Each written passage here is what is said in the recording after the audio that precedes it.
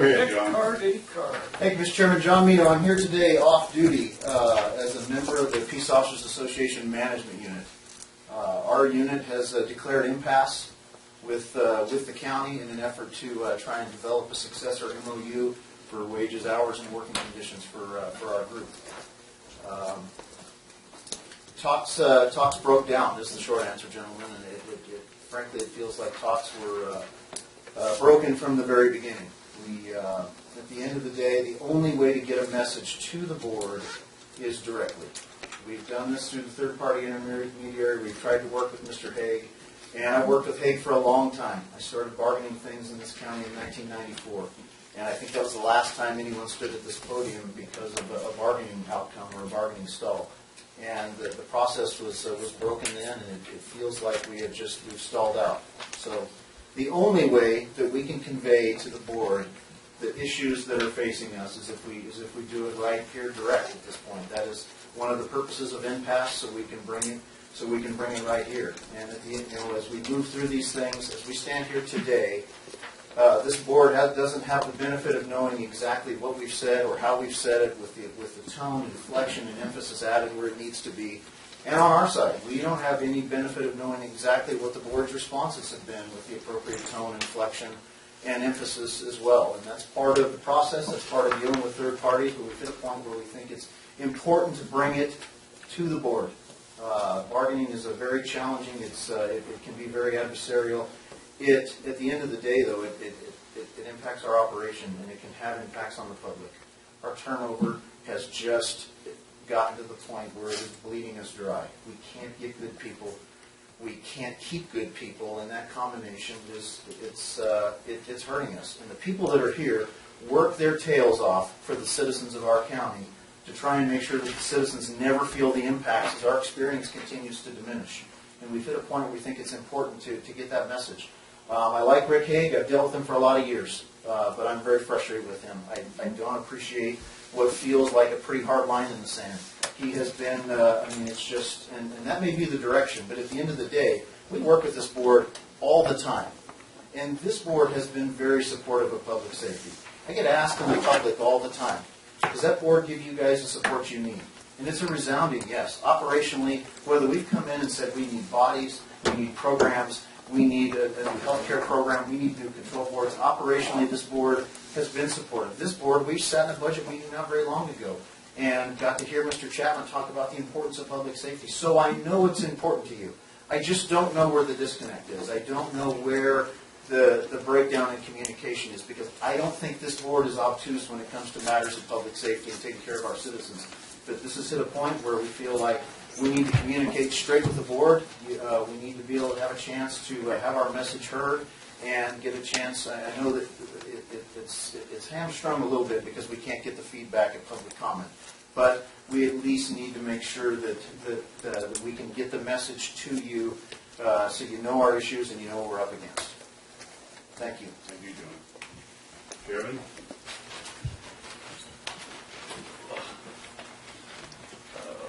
Mr. Chairman, members of the board, Kevin Jones, I come to you today not only as an employee of Lassen County, but a member of the management unit, captain of the sheriff's office, and a person who I'm kind of unique.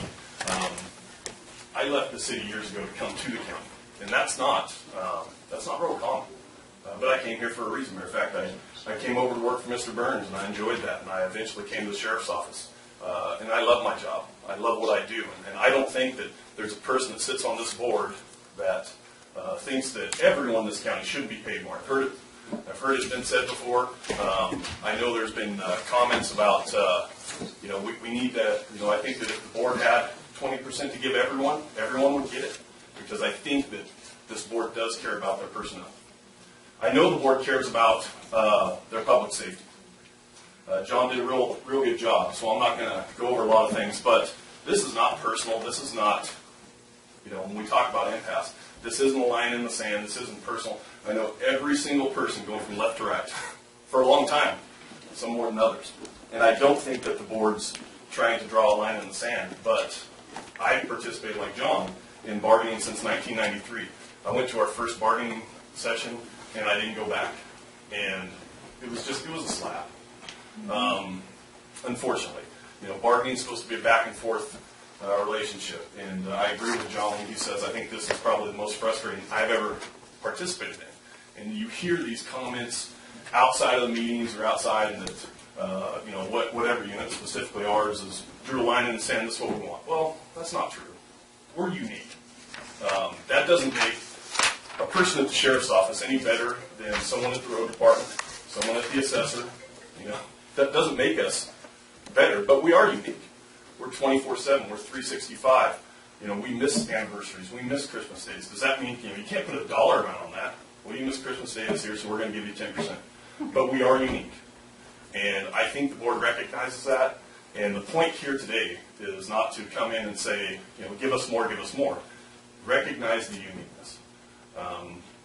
I've seen, I've been in board meetings where employees have gotten substantial increases, and I've heard the board members talk about that person and say, this person is so vital to our operation. And I know they are. Every person that's been reclassed, whatever.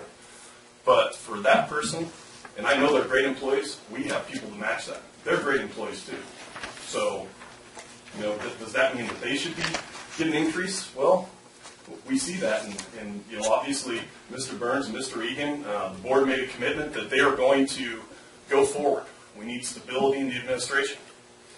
And they did that, and they did a great job. The board recognized that. There was some substantial increases. That's great. There's a lot of employees like Bob and Richard and everyone else. We have them. And again, this is not adversarial. The intent is not come in here and throw something in your face. It's just to ask to acknowledge the uniqueness of a public safety agency. Thank you. John Garrett.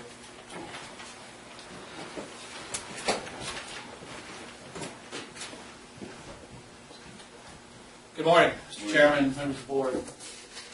Thank you for the opportunity to speak. For those of you who don't know me, my name is John McGarva. I'm a sergeant for Lassen Sheriff's Office, off duty today to come speak with you. I'm also the president of the POA Supervisors Association. I come from this as a unique perspective as well, because there's a part of me that never thought I would be standing here having this conversation. We have went to impasse. I'm a third-generation county employee. My grandfather, Jack McGarva, was the Ravendale Road foreman. You guys all know my father, Bob McGarva. I remember listening to them growing up talking about negotiations and things that have happened, and I remember thinking, I want to be a county employee. I came to Lassen County. I wanted to live in Lassen County, and I served the community of Lassen County with pride. I never thought that I would be having this conversation, because I've never had that adversarial relationship with any of you, and I don't intend for that to be the case here. To not repeat anything or parrot anything that John Minot or Kevin Jones said, I agree. The meeting I've had has felt more like a slap to me and my intelligence as a person than it has a back and forth relationship. And I felt at this point, as well as my members, that we needed to start discussing things directly with you gentlemen. So that is why we're here. And I agree, we can't keep good people. We lost a sergeant in the last year to a better opportunity within the county itself. We're having trouble competing, and even at a supervisory level. That's a tough decision for anybody to go from being a supervisor to not anymore in another position because it's a better opportunity. So what we're looking at is just to be able to get a chance to speak with you guys and get our message across as well. I thank you guys for your time. Thank you. Good morning. My name is Chris Mock. I'm here today off duty as the Vice President of Lassen County Peace Officers Association. Peace Officers Association represents the Sheriff Department correctional officers, correctional supervisors, cooks, clerical and logistical staff, and public safety dispatchers. I'm here today to announce in this forum that the Peace Officers Association has declared an impasse in the MOU bargaining unit proceedings.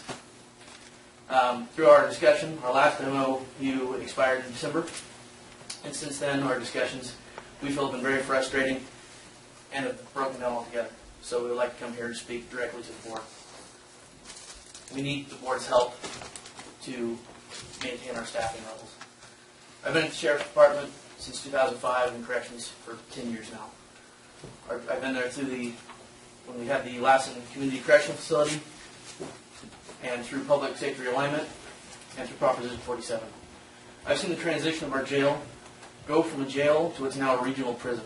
We're dealing with a more dangerous environment than we ever have. We're dealing with inmate uprisings, fights, and constantly finding weapons with the inmates. Our staff are working long hours and a lot of overtime in order to meet staffing levels. We have a very young and very new staff, and we are constantly dealing with turnover. We need the board's help to try to maintain some experience and longevity in our staff. Excuse me one second.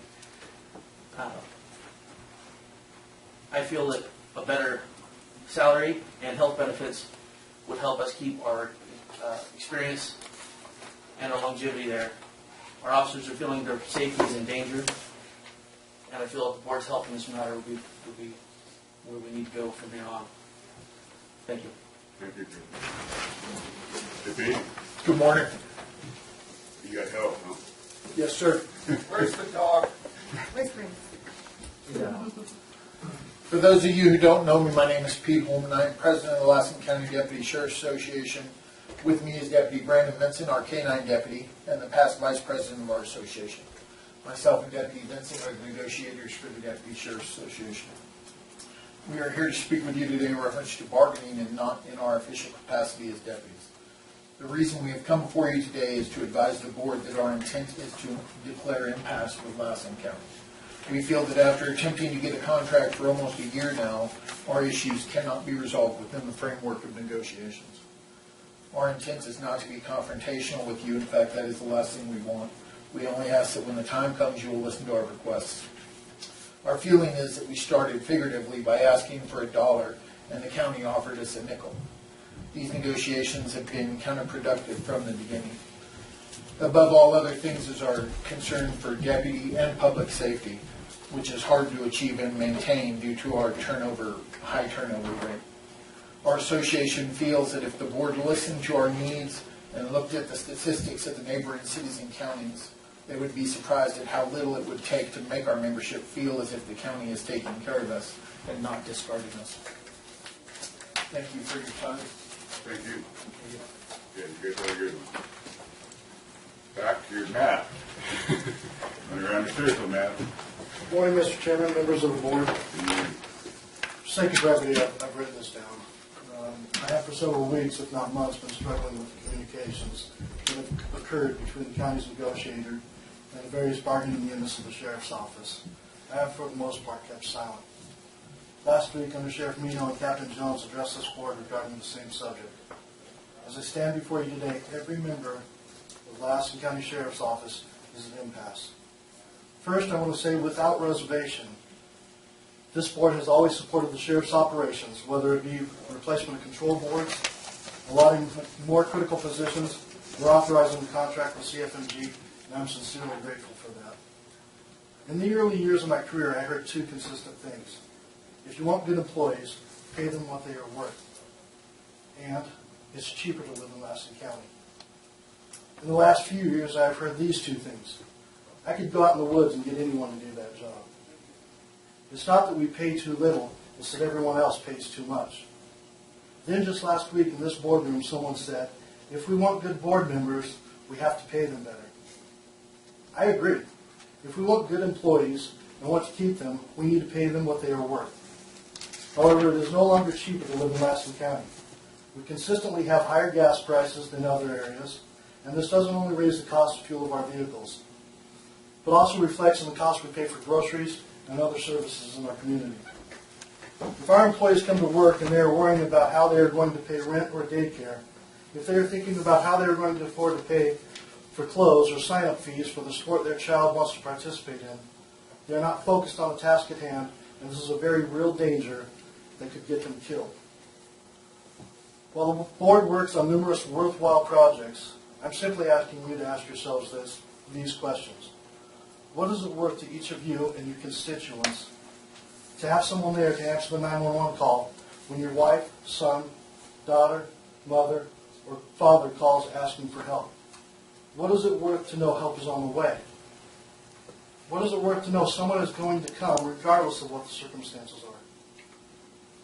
What is it worth to know someone is making sure the person that victimized you or your family is kept in jail so they can't victimize anyone else? And last, what is it worth to know there are young men and women wearing uniforms bearing the Lassen County Sheriff's Office badge that are willing to lay down their lives to protect you and your family and have done so in the past?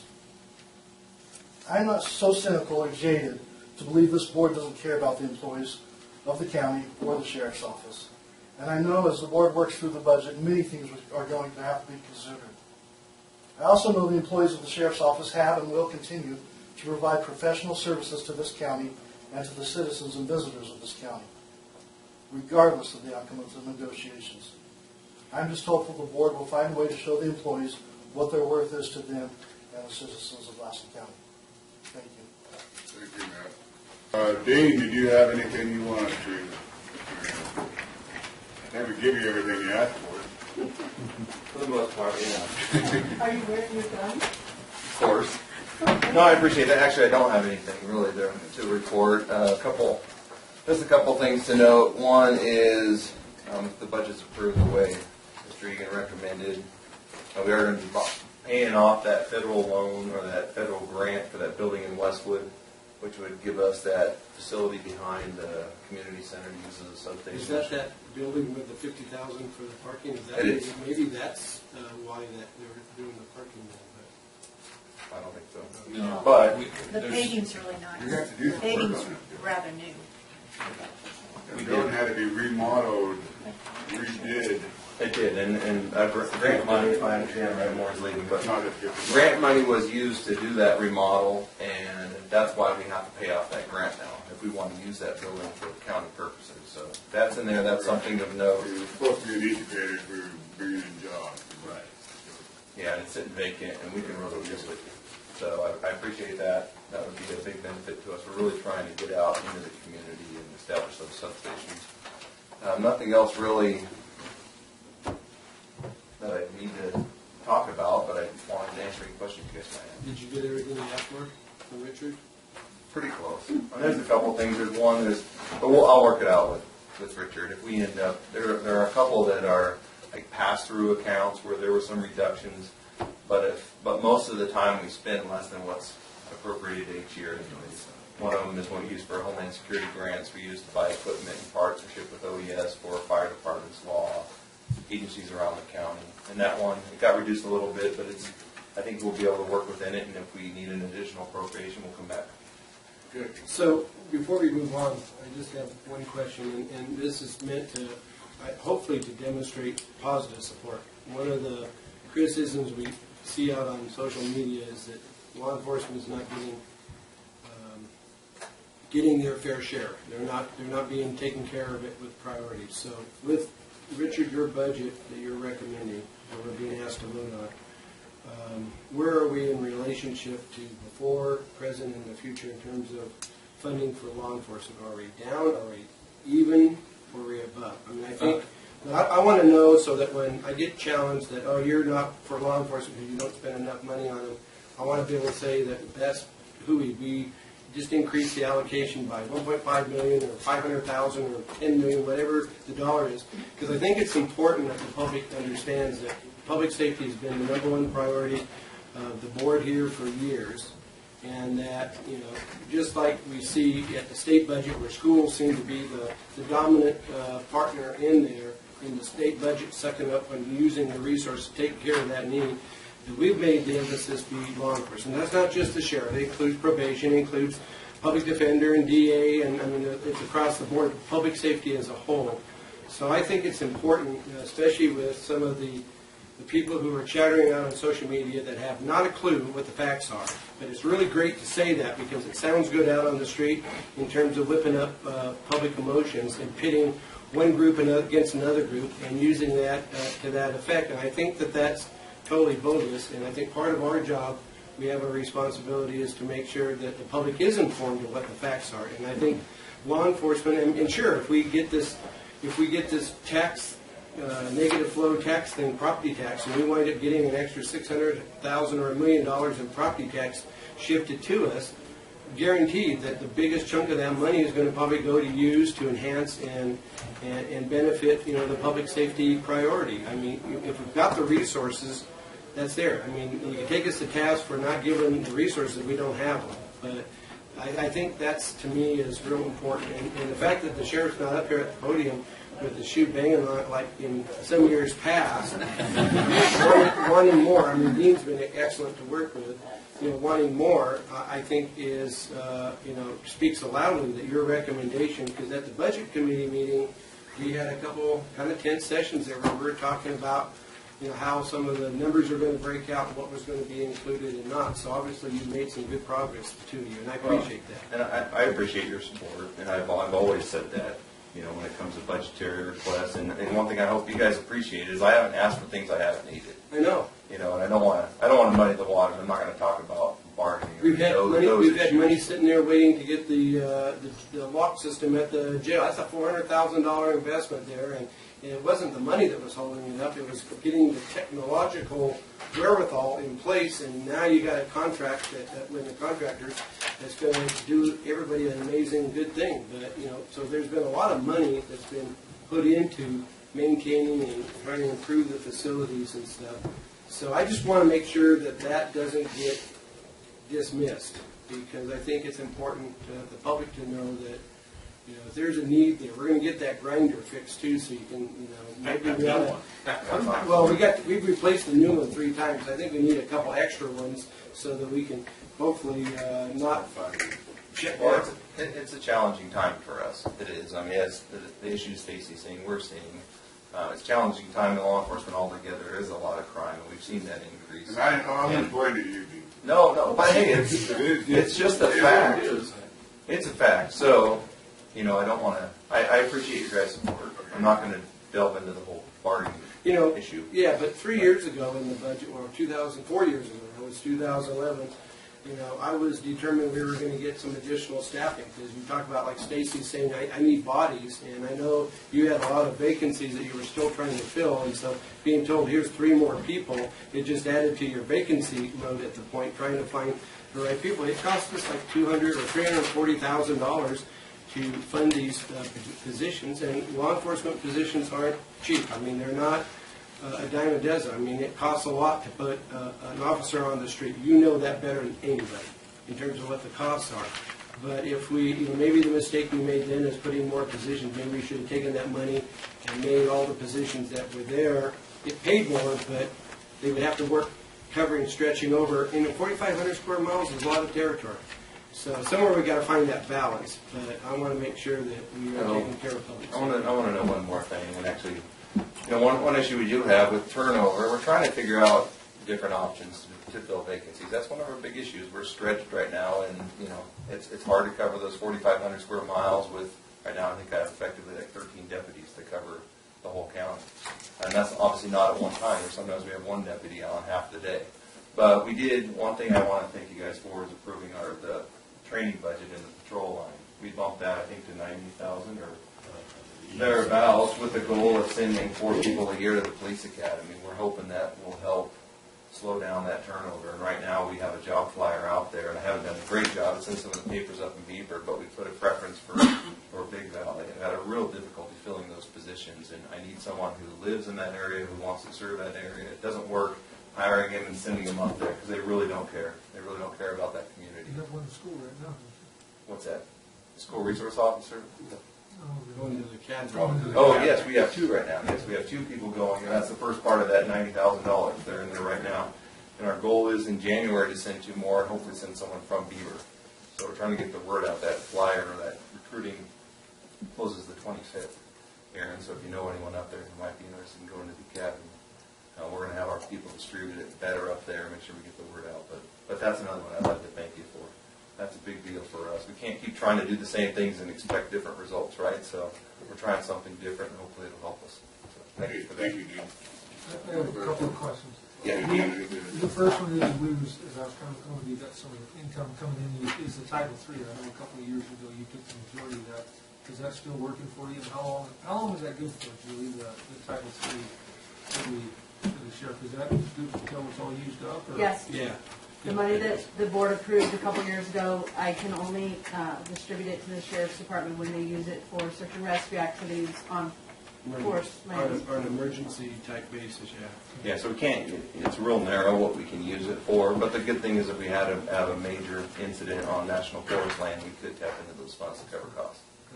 Then the other question I had, I noticed you got your sheriff boat patrol that's backed up quite a bit this year. Is that because you're going to have to use a rowboat to take it? Well, part of that is actually, we're going to use some old residual money in that line to help pay for that building in Westwood, because we intend, obviously it's a shame Walker Lake is dry right now, but our intent, we've always had an issue with patrolling that lake. Our goal is to keep some of the snowmobiles. We actually, that budget, we actually do most of our contract patrols, our off-highway patrol, vehicle patrols. We patrol over the snow and Fort Sage and Rice Canyon. So it's more than just boat patrol. There's other grant money that cycle through that line. But we are going to use some of that residual money to help buy that building or pay off that grant so we can use that building in Westwood. And then we'll keep the snowmobiles, probably some off-highway vehicles, and a boat that we'll be getting at some point, a shallow water boat. Any more questions? And I want to kind of talk back to the staff again. I appreciate Dean sharing that he's got 13 functional deputies right now. So besides the sheriff and undersheriff, you've got the captain and 6 sergeants and 20 deputy sheriff positions. So out of the 20 positions, you basically have 13 functional deputies, is what you're saying? I'd have to go through the books right now. Problem is between work comp, maternity, vacancies, everything else. Oh, and 2 of those are in the academy right now. By the time you weed down through those positions, the number you have on the road is pretty slim. But luckily, In terms of getting your fund, I mean, obviously 20 would be, if you had 20 for 20, that would be good. But at what level, just so I know, so I can have something I can spend the balance of my time looking for, and if you could make it happen, what would be the number you'd like to have so you could have, what in terms of feeling comfortable functional deputy-wise? Is it 15, 18, 20? I mean, you don't come back and say 40 like some people. no, our long-term goal is to get to where we can do 24-hour patrol. Obviously, we don't have anyone on in wee hours in the morning right now. And how many positions would it take that are functional to be able to do 24-hour patrol? It's going to take filled positions between 24 and 28, depending on your staffing patterns. So we're basically half of where we need to be able to do that. That's the answer. Right now, we're slim in the morning, we're slim late at night, and we try to compress the people that we have available during the highest call volume times. But that's a challenge this week. And the balance is, do we pay more and work with less, or do we go for quantity and hope we get quality? I think it's going to be a combination. So Yeah. I think the academy is going to be a huge one for us. If we can send the right people to the academy who are from our community and want to work here, those are the people who we've historically kept. I mean, those are the ones that are. We don't have turnover at the higher echelon, it's basically at that entry level that we have. There's a big gap in experience between like our sergeant, the guys who stayed long enough to become skilled enough to become sergeant, and the line staff is pretty big. And I think the public needs to appreciate what that struggle you have and the board has and the county has in terms of trying to make that all work. It's easy to say it rather than do it. We have a lot of people saying a lot of things, but the ability to do it is pretty minimal. Come walk in my shoes for a couple of weeks. Exactly. I've hung out enough around you to know that I'm not going to walk in your shoes. Thank you. Okay.